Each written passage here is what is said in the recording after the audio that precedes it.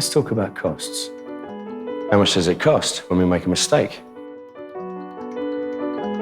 How much does it cost when we get things wrong? One of the biggest mistakes you can make is hiring the wrong people. Try hammering a square peg into a round hole, see how much damage you can make. Recruitment agency fees, training costs, time and productivity costs, all adds up. According to one study, the average spend of a bad hire is over 600,000 Rand. And that's before you factor in potential reputational damage and the damage you can do to your own team by making a bad hiring choice. When we hire the wrong people, we fail our customers. When we hire the wrong people, we fail our business. When we hire the wrong people, the right people leave. Bad interviews lead to bad hires. Bad hires are bad for business.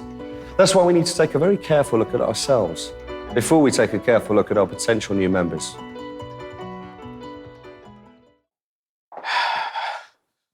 Morning. Please sit down. Thanks.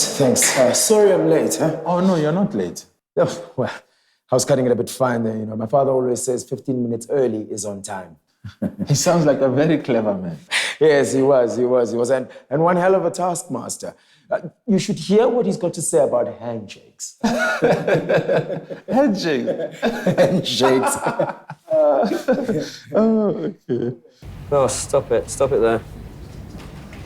Do you see that? For sure. It's already signed, sealed, and delivered. First impressions. Guess this every time. It is a pretty common bias. What are you talking about? The interview hasn't even begun yet. Oh, this interview's over already. And we just employed someone who's almost painfully underqualified for the job. What? Look at his 360. His peer review was poor. He clearly doesn't have the temperament to lead a team or the competency to work at this level. He doesn't have the skills. He doesn't have the knowledge. We've just given him a job with a nice fat paycheck. We've just dropped a big fat bad apple right into the middle of our own barrel. What are you talking about? All the time. Comes in, he smiles, he's confident. He speaks well, he dresses very well.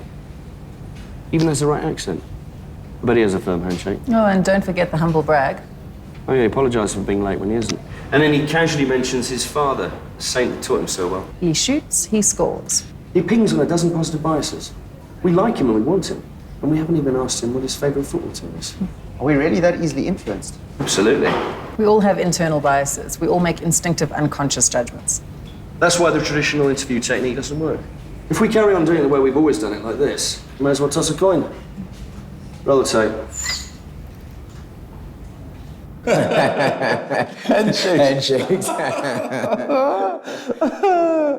Okay. So, tell me, are you good under pressure? Yeah, absolutely. Oh, really? Don't you just love yes/no questions? Like that tells us anything. What sort of approach do you like to take? Yeah, well, you know, I like to interface with my whole team, solve the problem, and not just identify whose fault it is. No, that sounds impressive. Sounds good. Totally empty. This is a high-pressure job, right? Yes. So if you can't handle the heat, then don't take a job as a chef. My father used to always say this. Oh, I bet he did. But what has he actually told us? How do we know how he'll actually deal with an actual crisis? All we've done is let him work out his internal script. He's actually told us nothing. Just buzzwords, management speak. Past behavior is the best predictor of future behavior. The best way to find out how someone will handle a specific situation is to see how they've handled a similar situation in the past. How exactly do we do that? We ask the right questions. We ask questions that give us real information about what this person knows, what his skills are, what he's really capable of. We examine competency, not just personality. We take the bias off the table and we ask relevant questions in the right way. That is what this is all about.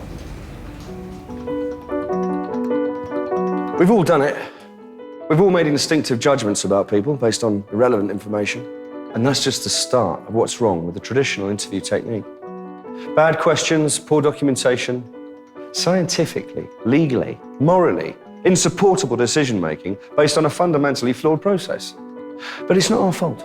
It's what businesses have been doing for years, decades, centuries. But we don't use the telex machine anymore.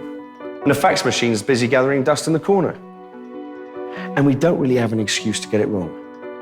Not when we have the tools to get it right. But you want to get it right, right?